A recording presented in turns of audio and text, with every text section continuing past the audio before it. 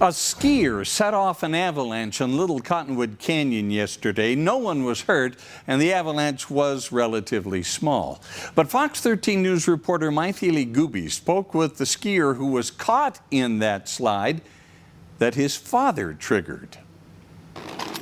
Take a look at this. A skier coming down the Flagstaff area in Little Cottonwood Canyon set off an avalanche on Monday. Hey, you're going to need to take a different route. I set off an avalanche. And I was like, oh, geez, was it a big one? He's like, no, I almost got caught in it, but I skied right off. Colton and his dad, Rob, were backcountry skiing. He explains to me that his dad set off an avalanche, but thankfully no one was hurt. I think he felt pretty okay. He said he's like, oh, he got real nervous in the beginning, but once he saw that he was able to get right off of it, he said he was pretty okay, just because he's been doing this for a while. Like, I'm sure I would have panicked had something like that happened to me. The avalanche was about 1 foot deep and 100 feet wide. This gentleman, he's quick on his feet and veers off the moving piece of snow.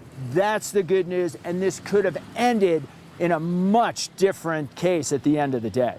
Craig Gordon, an avalanche forecaster, explains that being aware of weather and avalanche conditions is crucial when you're on the slopes. Right after the storm, given all of the conditions that came together, yeah, things were definitely touchy. Over the weekend, we saw over 24 unintentionally human-triggered avalanches. Now, this is the Flagstaff area that's right across the Alta Lodge. Craig Gordon says if you are backcountry skiing near a ski resort and if you do set off an avalanche, let Ski Patrol know. That way they can help you if needed, or so that they can know that everyone is okay. Even a small avalanche can push us into a group of trees, carry us over a cliff, and instantly ruin our day. So we've got to match the terrain of our choice for the day with what the avalanche hazard is. Know what you're doing, or be with someone who does, and check the avalanche report, bring bags, bring beacons, just be safe about it, because that could have gone a lot worse than it did, obviously.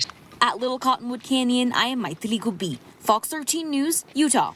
Avalanche danger in most parts of the state has decreased from yesterday. Now it's rated as moderate everywhere except the Logan area mountains, where it is still considerable.